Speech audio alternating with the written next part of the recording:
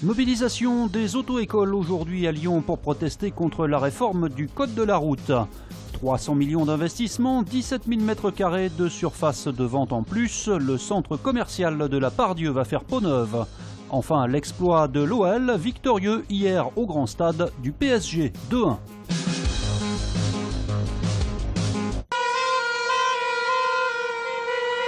La colère des auto-écoles qui ont manifesté ce matin en opération escargot sur le boulevard périphérique et dans le centre de Lyon.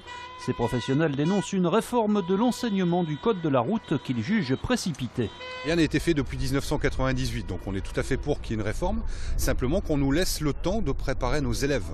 La réforme a lieu donc à partir du 18 avril. À l'heure actuelle, si quelqu'un s'inscrit maintenant en salle de code dans une auto-école, il n'a pas les capacités de se préparer, ni le temps, ni les moyens, parce que nous n'avons aucune série, rien du tout. Donc on n'est ni au courant des 1000 questions, on sait que ça va être plus difficile, mais par contre on n'a aucune idée de ce que contiennent exactement les 1000 questions. Mais les auto-écoles s'inquiètent aussi d'une nouvelle forme de concurrence pour l'enseignement du code. À l'avenir, ce sera sûrement fait par Internet. Aujourd'hui, si on enlève la partie code de la route, on enlève tout simplement notre marge. Nos entreprises seront plus viables. Il y a des opérateurs privés effectivement qui se mettent en place, en l'occurrence la Poste. Alors là où on est très étonné, c'est qu'effectivement on a entendu le directeur de la Poste vendredi qui nous disait qu'il était content de pouvoir récupérer l'examen de code, pouvoir renflouer ses caisses parce qu'ils étaient un petit peu en déficit ces derniers temps. C'est un côté de la réforme qui nous interroge pas mal. Les manifestants ont été reçus à la préfecture. Ils étaient 450 selon la police, 700 selon les organisateurs. C'est important parce que c'est le premier moment, après 40 ans, qu'on peut vraiment donc transformer un centre commercial au centre d'une ville. Présentation cet après-midi par l'architecte du projet de réaménagement du centre de la Part-Dieu qui prévoit la création de 17 000 m² de surface commerciale en plus, la transformation du parking, du toit en terrasse végétalisée et surtout de nouvelles ouvertures sur l'extérieur. Il y a deux manières de vivre, de jouer avec cette ouverture. Un, c'est vraiment pour ouvrir la façade. Et deuxième, pour faire des escaliers dans le toit. Et avec ça, donc, on fait une sorte de colline, une nouvelle colline dans la ville. Coût du chantier 300 millions d'euros, livraison prévue en 2020.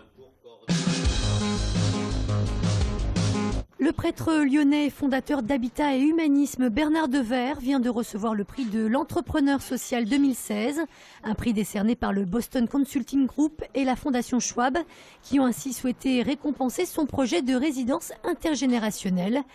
9 résidences de ce type existent en France, dont celle-ci à Gerland. Incroyable exploit de l'Olympique lyonnais hier soir face au PSG, avec une victoire 2-1. Malgré une équipe de l'OL diminuée par les blessures et les suspensions, Lyon a réussi à mettre à terre l'ogre parisien, qui n'avait plus perdu de match en Ligue 1 depuis mars 2015. Une très belle satisfaction pour le vestiaire lyonnais. On a fait un gros match ce soir, c'est la 5e fois qu'on l'ait joué chez nous, première fois chez nous. Et c'est vrai qu'on a fait un gros match, que ce soit défensivement, offensivement, tous les efforts ont été faits ce soir. Et c'est vrai que c'est une grosse satisfaction.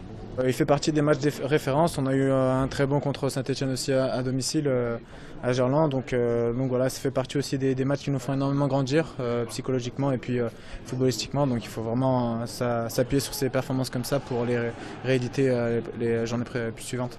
Une victoire qui permet à l'OL de remonter sur la 3e marche du podium à 8 points de Monaco, second. Des Lyonnais conscients de leur exploit mais qu'ils ne veulent pas en rester là. Non, on garde les pieds sur terre parce qu'au final on est 3e, on n'est pas dans nos objectifs. Donc on veut continuer, on est content, on va savourer durant cette semaine mais on va se mettre au travail aussi dès mardi. Une très belle prestation donc qu'il faudra effectivement réitérer jusqu'à la fin de la saison pour espérer une qualification directe en Ligue des Champions. Prochain match contre Guingamp, le 6 mars prochain.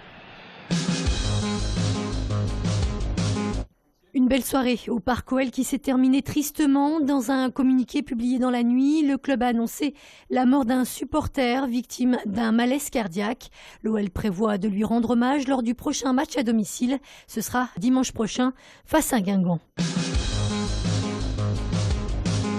Suite de notre série de reportages en Irak avec la délégation lyonnaise de la Fondation Saint-Irénée, une organisation qui vient en aide aux réfugiés ayant fui Daesh, un soutien qui passe notamment par le sport avec ce terrain construit à proximité de l'école créée par la Fondation et inauguré la semaine dernière en grande pompe. En fait, c'est leur donner la possibilité de se défouler, d'avoir une cohésion d'équipe les uns avec les autres. Un esprit d'équipe, et puis tout établissement scolaire propose de l'éducation physique. Pourquoi pas ici ? Le stade a donc accueilli son tout premier match de football et tous les éléments des grandes rencontres y étaient réunis.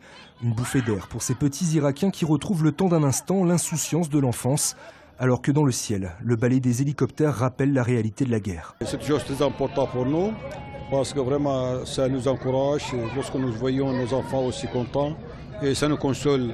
Parce que nos enfants, pour nous, c'est le trésor que nous gardons dans le cœur maintenant. Et leur avenir, pour nous, c'est très cher et très important. Résultat, 3-0 pour l'équipe des Ronaldo et du répit pour les enfants déplacés d'Erbil.